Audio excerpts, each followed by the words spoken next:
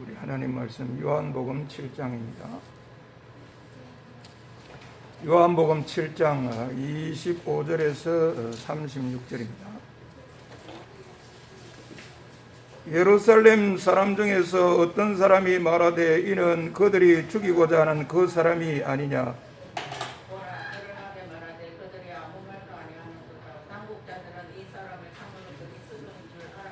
그러나 우리는 이 사람이 어디서 왔는지 아노라. 그리스도께서 오실 때에는 어디서 오시는지 아는 자가 없으리라 하는지라.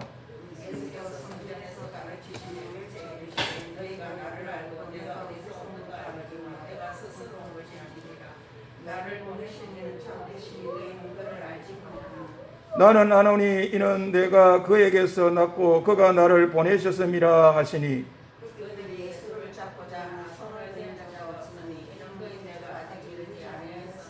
무리 중에 많은 사람이 예수를 믿고 말하되 그리스도께서 오실지라도 그 행하실 표적이 이 사람이 행한 것보다 더 많으랴 하니.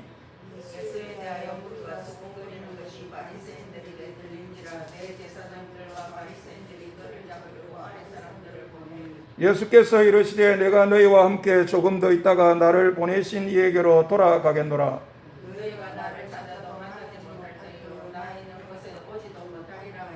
이에 유대인들이 서로 묻되 이 사람이 어디로 가기에 우리가 그를 만나지 못하리요. 헬라인 중에 흩어져 사는 자들에게로 가서 헬라인을 가르칠 터인가.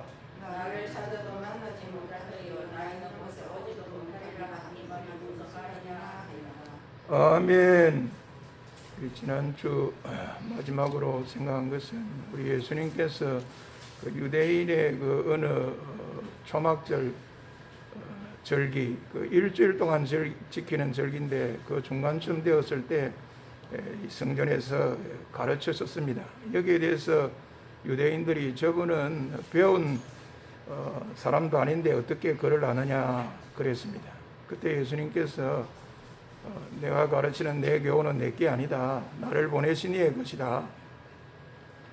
나는 내 임의대로 내 독자적으로 내 것을 말하며 내 영광을 구하는 사람이 아니다.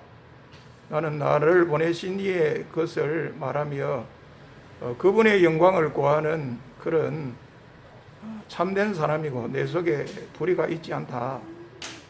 그러면서 또 유대인들에게 모세가 여러분에게 율법을 주었구만 여러분은 율법을 지키지 않으면서 어째 나를 죽이려 하느냐.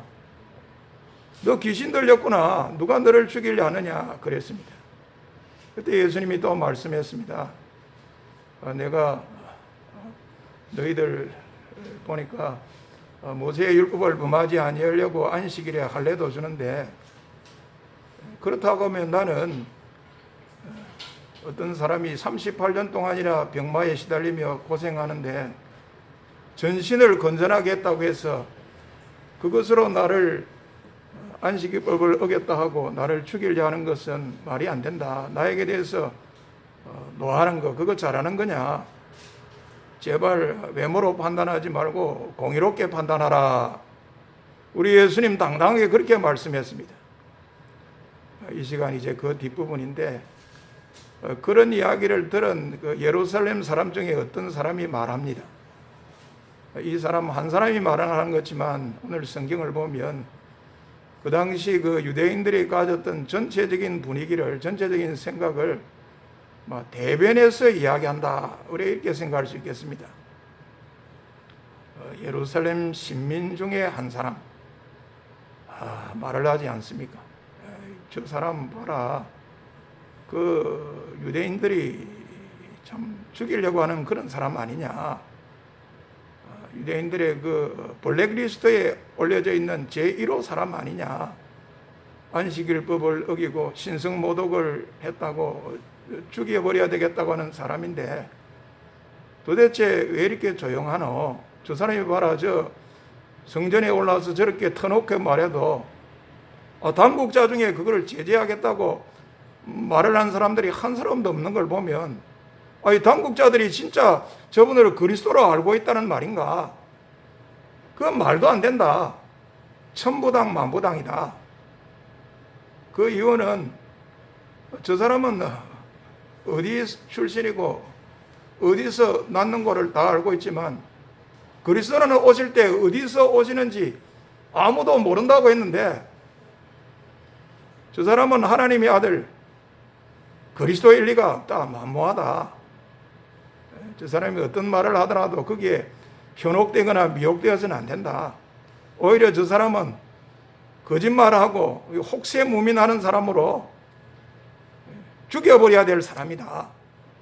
막 그런 뜻을 담은 강경한 발언을 하지 않습니까? 그 말에 대해서 예수님께서 성전에서 가르치던 예수님께서 계속 말합니다. 여러분들을 보면 여러분들이 내에 대해서 알고는 있다. 내가 나를 알고 있고 내가 어디서 왔는지도 알고 있는데 그러나 나는 내 임의대로 온 사람이 아니고 나를 보낸 분이 따로 있다. 그분은 참되고 여러분들은 그분을 모르지만 나는 안다. 나와 여러분은 다르다. 그 이유는 내가 그에게서 왔고 그가 나를 보내셨기 때문이다. 우리 예수님이 이렇게 말씀을 하십니다. 여러분들이 나에 대해서 안다.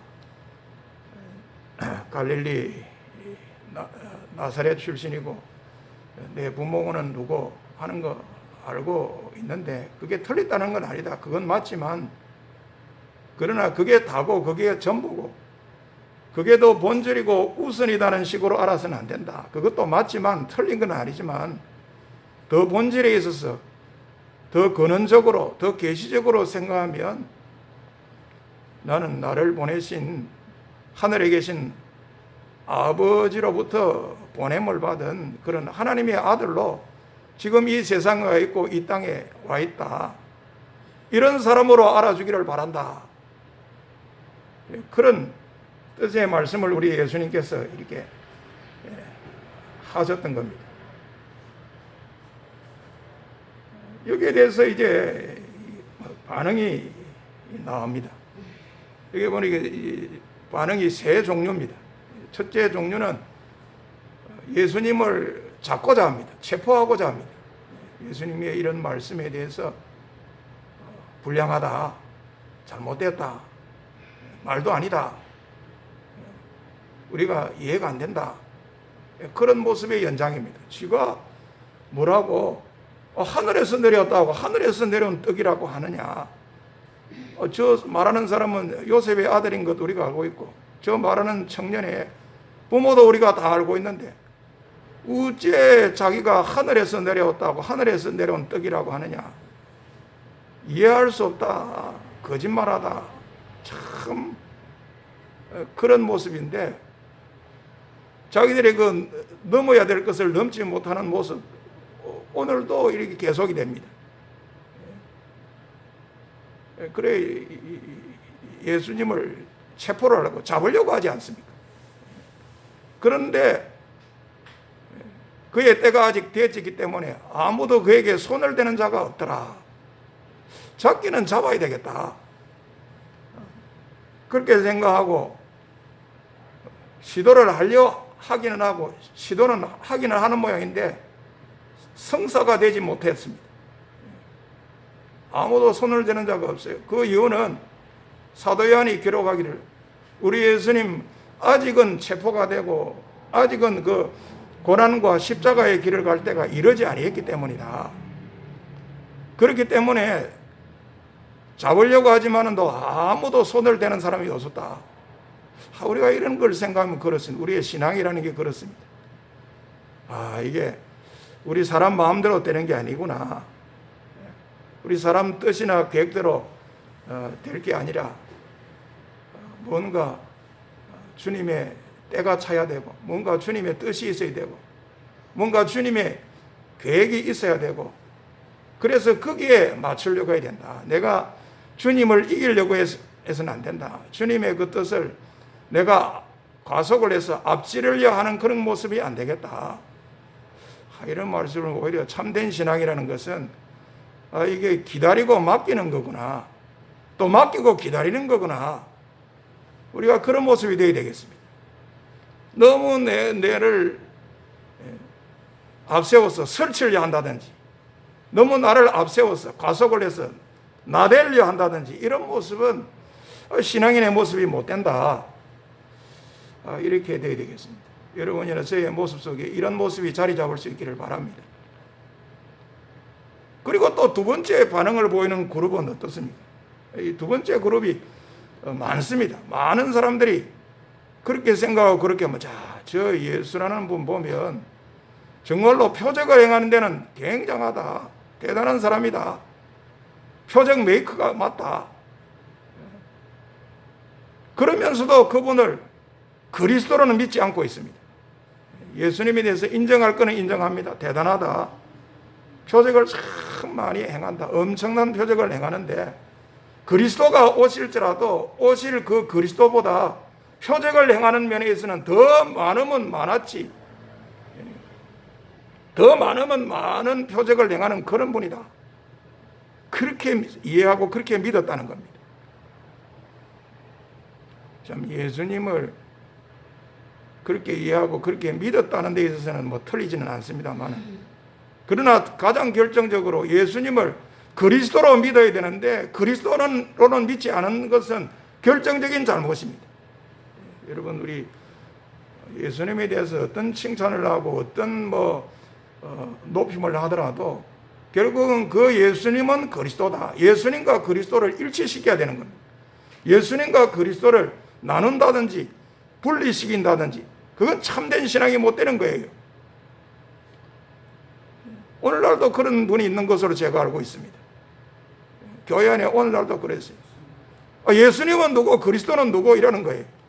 예수님은 다른 분이고 그리스도는 또 다른 분으로 생각하기에 그런 말을 하는 분이 공종 있습니다. 그런 말을 할 수는 있을는지 몰라도 그것을 이제 바로 알고 바로 고쳐야 됩니다. 예수님은 누구, 그리스도는 누구? 예수님과 그리스도가 따로따로 인양 생각할 것이 아니라 예수님이 곧 그리스도다. 그리스도가 곧 예수님이다. 예수님과 그리스도는 일치한다. 그래서 예수 그리스도라 해야 한다. 하기도 할 수 있다. 우리의 신앙이 이렇게 돼야 됩니다. 여러분, 우리 예수님은 구원한다는 그런 뜻을 가진 이름입니다. 구원한다는 뜻의 이름을 가진 예수님의 그 직분이랄까요? 그 직분에 해당되는 것이 그리스도입니다. 그리스도. 하나님의 성령으로 기름을 부음받고 왕의 직분, 제사장의 직분, 선지자의 직분, 영원한 왕의 직분, 영원한 선지자의 직분, 영원한 제사장의 직분을 가진 분이다. 그런 뜻입니다. 예수님은 하나님의 약속을 따라서 성령의 기름을 부음받고 하나님의 아들로 그리스도로 왔다. 그런 게 되겠습니다. 예수님은 이름이고 그 예수님의 이름에 이제 걸맞는 그 직분에 해당되는 그게 그리스도다. 그 예수 그리스도는 다른 분이 아니고 한 분이다. 우리가 그렇게 이해하고 믿어야 됩니다. 그리고 또 세 번째 부류는 어떻습니까? 대제사장과 바리새인들이 힘을 합쳐서 예수님을 잡아야 되겠다고 하인들, 아래 사람들을 보내지 않습니까? 사람들이 예수님에 대해서 수군거리는 것을 바리새인들이 듣고는 안 되겠다. 우리가 대제사장하고 손을 잡고 그 예수님을 체포해야 되겠다. 그래 아래 사람들을 잡아오라고 보내는 이런 일이 있게 됩니다. 예수님의 때가 아직 이르지 못해서 사람들이 자꾸도 하지만 아무도 손을 대지 못하는 사람들이 있는가 하면 그보다 더 강경한 매파의 사람들이 있습니다. 우리 혹시 비둘기파다, 매파다 그런 말을 하지 않습니까? 정치권에서 혹 보면 좀 부드러운 파는 비둘기파라. 강경하게 나가야 된다. 강성을 말할 때 우리가 매파라 그러는데 오늘 이 제사장과 바리새인들은 매파라 봐야 돼. 강경하게 나가는 거예요. 안 되겠다. 사람들이 저 예수에 대해서 수군거리는 것 자체부터도 신경이 걸리고 혹시 저 예수님을 그리스도로 믿으면 어쩌나 그런 게 알려지면 어떠나 안 되지. 조기에 수습을 하고 손을 써야 되겠다. 그래서 아래 사람들을 보내어서 예수님을 잡아오도록 하는 이런 일이 있게 되는 겁니다. 그런데 거기에 대해서 예수님이 말씀합니다. 나를 잡으려고 그러는데 내가 여러분하고 잠깐 더 있다가 때가 되면 나는 또 곧 나를 보내신 아버지에게로 간다. 그리 되면 너희들이 나를 찾아도 나를 찾을 수가 없고 너희들이 나를 찾아도 나를 만나지 못하고 내 있는 곳에 오지도 못할 거다. 그런 말을 한 거예요. 근데 그 말을 또 들은 사람들이 어떻게 말합니까? 저 예수라는 분이 도대체 어디로 간다는 말인가? 아마도 우리가 가기 힘든 먼 곳에 가는 모양이다. 그러니까 우리가 저 예수라는 분을 찾아도 찾지 못할 것이라고 말하고 찾아도 만나지 못할 것이라고 말하고 자기가 있는 곳에 오지도 못할 것이라고 말하는 거 아이가? 이 도대체 이 말이 무슨 말일꼬? 생각해 보니까 헬라인 중에 흩어져 사는 자들에게 가서 그 헬라인을 가르치려고 그러는 거 아닌가? 이런 엉뚱한 말을 하기에 이러는 겁니다. 우리 예수님의 말씀은 하나님의 이 구속사에서 이야기한 것 아닙니까? 내가 이 세상에 온 이유와 목적을 따라서 이제 참 세상 죄를 지고 가는 하나님의 어린 양으로서 이 땅에서 이제 구속의 사역을 다 마치고 때가 되면 이제 부활하고 성천하고 또 하나님 품으로 다시 원상 이제 복귀할 겁니다. 그런 차원에서 이야기한 거예요. 근데 그 말을 알아듣지를 못하고 하나님의 구속사에서 알아듣고 하는 것은 전혀 없고 자기들 생각 속에서 마치 인간의 세속사 속에서 이야기하지 않습니까? 저희 예수님이라는 분이 헬라인 중에 흩어져 사는 우리 유대 교민들에게로 가서 그곳에 있는 그 헬라인들을 가르치려고 그래 먼 길로 가시기 때문에 우리 보고 저는 말하는 게 아닌가? 얼마나 엉뚱하게 이해를 하고 해석을 하는지. 여러분, 예수님 당시에 그 헬라인들이 있었습니다.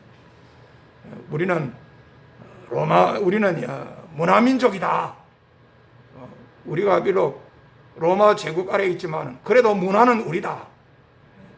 그런 생각을 하는 헬라인들이 있었습니다. 예수님 당시에 그 로마 제국이 군사적으로 정치적으로는 헬라 제국을 무너뜨리고 자기들의 이 손아귀에 넣었지만 그러나 문화적으로는 여전히 그 헬라 문화를 벗어나지 못하고 있었어요. 로마 제국이 그런 과도기를 거쳐야 되었습니다. 그런 시대를 그레코 로만 시대라.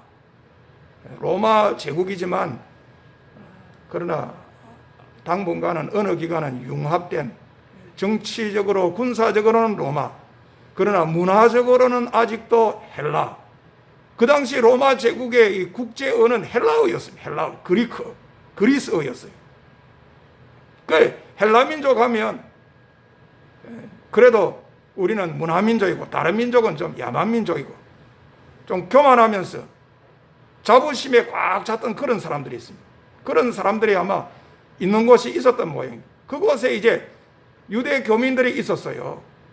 예수님 당시에 그 유대인들이 가나안 땅, 오늘날로 말하면 팔레스타인 지방에만 있은 것이 아니라 세계 곳곳에 이미 흩어져 있었어요. 그곳에서 나서 그곳에서 자란 유대인, 또 그곳으로 이주한 유대인들, 흩어진 이 유대인들, 디아스포라들이 여러분 벌써 그 당시에 세계 곳곳에 이렇게 흩어져 있었어요. 그래 그 헬라인 중에 흩어져 있는 그 유대인들이 있었는데 그곳에 가서 그곳에 있는 헬라인들을 가르치려고 그런 뜻으로 말을 하는 게 같다. 도대체 무슨 말을 하는지 잘 모르겠다. 참 이런 뜻의 말씀을 하는데 오늘 말씀을 이제 요약을 하면 예루살렘 시민 중에 한 사람이 혹시 예수님을 그리스도로 믿으면 어떻게 하노? 그게 불안이 되었고 걱정이 돼서 말을 한 거예요. 예수님 그 말을 듣고 성전에서 큰 소리로 말했습니다. 너희들이 나에 대해서 아는 것은 맞지만은 그러나 그걸 넘어서야 된다. 그것뿐만 아니라 나는 땅에서 난 사람뿐만 아니라 더 근본적으로는 하늘에서 내려왔다. 하나님 아버지께서 보내어서 그래 내가 이 세상에 와 있는 그런 사람이다. 거기에 대해서 반응이 세 종류로 했습니다. 어떤 사람은 작고자 했지만은도 예수님의 때가 아직 이르지 못한 거로 아무도 손을 댈 수가 없었고 되는 자가 없었다. 또 많은 사람들이 예수님에 대해서 대단한 인정을 합니다. 표적을 행하는 데에서는 앞으로 오실 그리스도보다도 표적을 많이 행할 사람이면 행할 사람이지 결코 적게 행할 사람은 아니다. 그런 식으로 예수님을 이해하고 믿는 사람도 있었고, 더 강경한 이 바리새인들과 제사장들은 합쳐서 안 되겠다, 지금이라도 체포해야 되겠다 해서 아래 사람들을 보내어서 체포하려고 하는 이런 움직임이 있었다. 거기에 대해서 우리 예수님께서 그렇지 않아도 내가 여러분들하고 오래 있을 것도 아니고 어느 정도 있고 잠시 더 있다가 내가 이 땅에서의 구속의 역사를 다 마치면 나는 원상복귀한다. 그때는 이런 일이 있을 기라. 또 그걸 이해를 못하고 엉뚱한 소리를 한 거예요. 유대인들이 이렇게 예수님에 대해서 엉뚱한 이야기를 하고 오해를 하고 예수님의 정체성에 대해서 왜곡을 하고 부정을 하고 자기들이 넘어서야 될 것을 넘어서지 못하고, 이게 참 안타깝습니다. 여러분, 이런 모습이 오늘날도 그렇습니다. 유대인들이, 예수님 당시의 유대인들뿐만 아니라 2000년이 지나고 난 오늘날도 대다수의 유대인들이 예수님을 하나님의 아들로 이해하고 믿는 것, 그리스도로 이해하고 믿는 것, 이거 없습니다. 그럴 리가 아니다. 오히려 그 예수라는 분은 반동분자와 같은 사람이다. 그 사람은 사이비 이단, 악성 바이러스 같은 사람이다. 거짓말쟁이다. 우리 유대민족 고유의 이 전통과 문화와 율법과 이 모든 체제를 흔든, 그거를 위해서 백성들을 속인 그런 거짓 선생과 같은 분이다. 우리 예수님에 대해서 잘못 이해하고 잘못 믿기로는 2000년 전이나 2000년 후나 별반 다를 게 없는 그런 가운데 있습니다. 왜 그렇겠습니까? 우리 유대인들은 그런 생각을 하는 모양입니다. 하나님 하면 단 한 분이, 여호와 하나님 한 분뿐인데 그분은 거룩하시고 그분은 하늘에 계셔야 된다. 그분을 대신해서 이 땅에 내려오고, 그래 지가 사람이면서 내가 그분으로부터 보냄을 받고, 그거 있을 수 없다. 이 땅은 죄악된 세상인데 거룩한 분이 하늘에 계셔야지 죄악된 세상에 내려오다니, 그거 이해하기 어렵다. 못 믿겠다. 그분이 우리의 죄를 대속하기 위해서 죄인 중에 죄인이 죽는 십자가에 못 박혀 죽어야 된다니, 그건 말도 아니다. 그건 정말 끔찍한 일이다. 그걸 믿으라고, 그걸 이해하라고, 말도 아니다. 그럴 리가 만무하다. 유대인들은 이런 모습이기에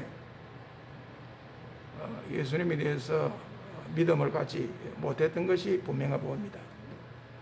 말씀을 마칩니다. 이 자리에 계신 우리 모두는 예수님에 대한 바른 이해와 바른 믿음을 가져야 되겠습니다. 여러분, 이거를 위해서는 우리에게 지식이 필요합니다. 이것을 위해서 우리의 이성, 과학, 상식적인 것, 자연적인 것, 합리적인 것, 이게 필요한 겁니다. 이것과 함께 예수님을 이해하고 예수님을 믿으려고 해야 되는 겁니다. 이런 것의 기초에서 이런 것과 더불어 예수님에 대한 바른 이해와 바른 믿음이다. 우리가 그래야 됩니다. 이건 다 제쳐놓고 이건 다 소용없고, 그런 것은 예수님을 바로 이해하고 믿는 데 있어서 걸림돌이다. 그건 충돌이 되는 거다. 그런 식으로 되어서는 안 됩니다. 그런 식으로 돼서 예수님을 이해하고 믿는, 무조건 믿으면 돼. 맹목적으로 믿어, 미신적으로 믿고 공상을 하듯이 그렇게 믿으면 돼. 여러분, 우리가 예수님에 대한 믿음이 그런 모습이 아닙니다.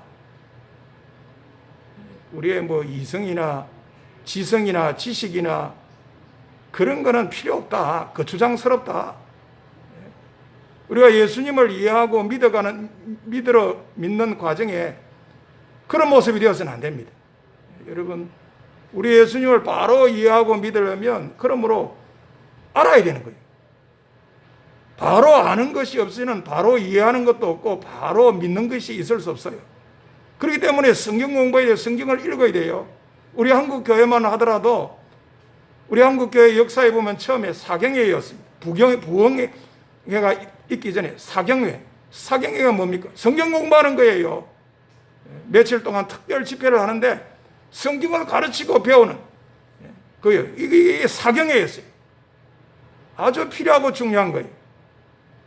여러분, 우리 예수님을 바로 이해하고 바로 믿기 위해서 여러분이 영구적인 자세로 내가 성경을 읽고 공부하고 배운다, 그런 모습이 필요한 거예요. 그것과 동시에 또 그것이 필요하니 그게 다가 아닙니다.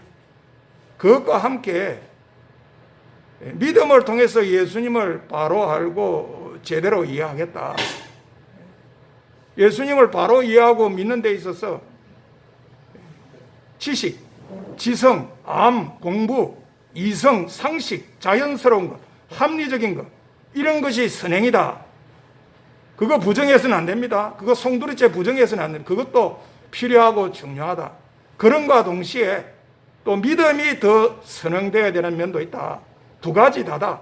어느 한쪽으로서만 치우쳐는 안 돼요. 지성을 통해서, 지식을 통해서만 하려고 하면 잘못하면 이게 여러분 주지주의로 빠지게 되는 거예요. 잘못하면 이게 인본주의로 빠지게 되는 거예요. 그런가 하면 그런 건 다 필요 없고 그냥 믿음으로만 되는 게 아니가. 그런 식으로 가면 신비주의로 또 빠질 가능성과 위험성이 있는 거예요. 우리는 두 가지 다다. 그래서 두 번째는 우리가 믿음을 통해서 예수님을 이해하고 믿는 거예요. 믿음이 없이는 예수님을 제대로 여러분 믿을 수가 없어요. 온전히 알 수가 없는 거예요. 꼭 믿음이 필요해요. 믿고 이렇게 내가 제대로 이해하고 제대로 알겠다.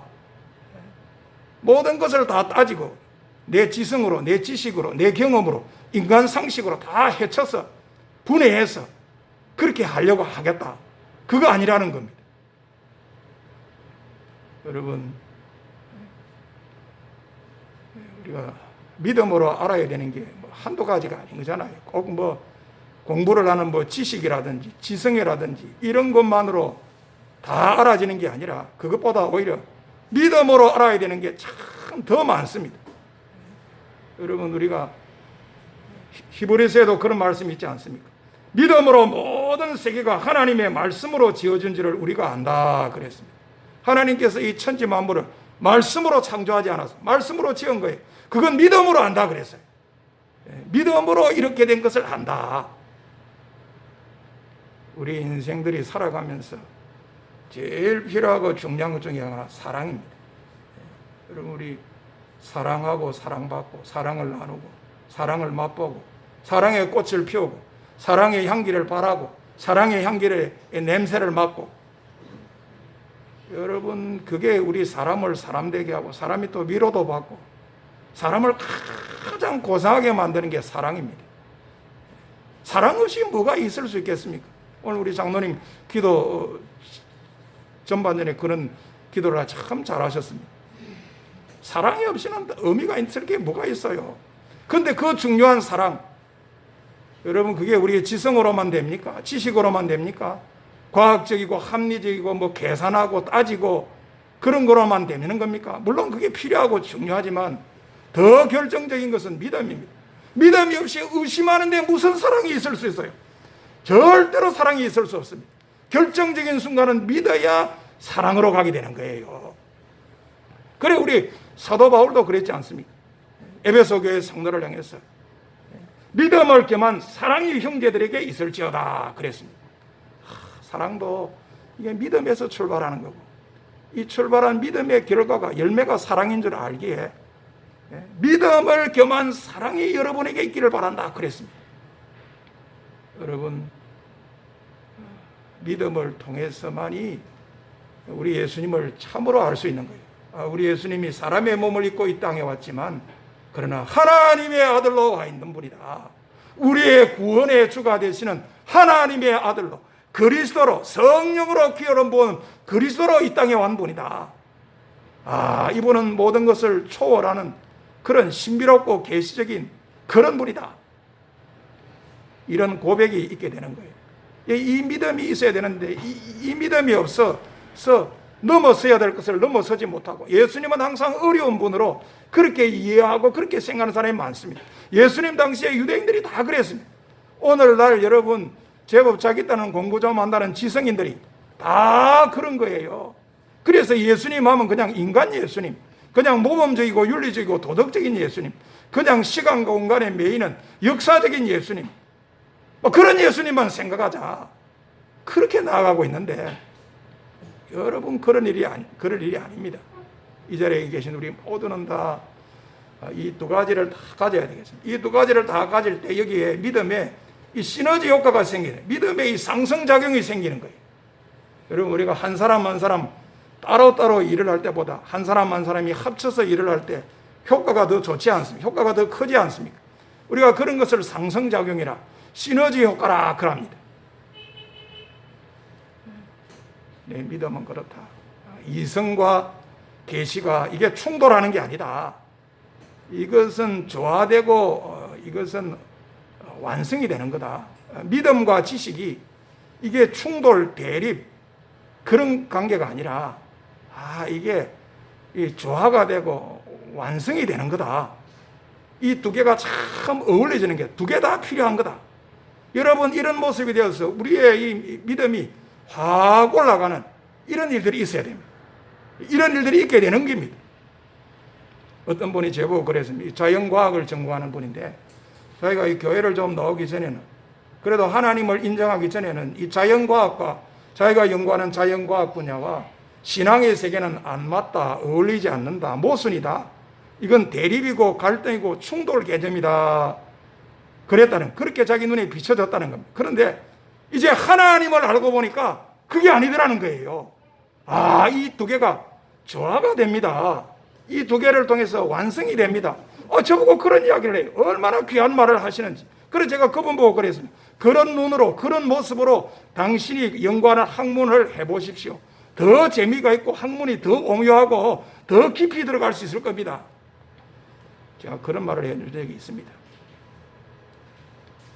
이 자리에 계신 우리 모두는 다 두 가지를 다 가지는 이런 믿음이 되어서 그 예수님에 대해서 우리가 더 놀랍니다. 우리 예수님처럼 이렇게 놀랍고 고상한 분이 어디 있겠노? 정말로 우리 예수님이야말로 대단하다.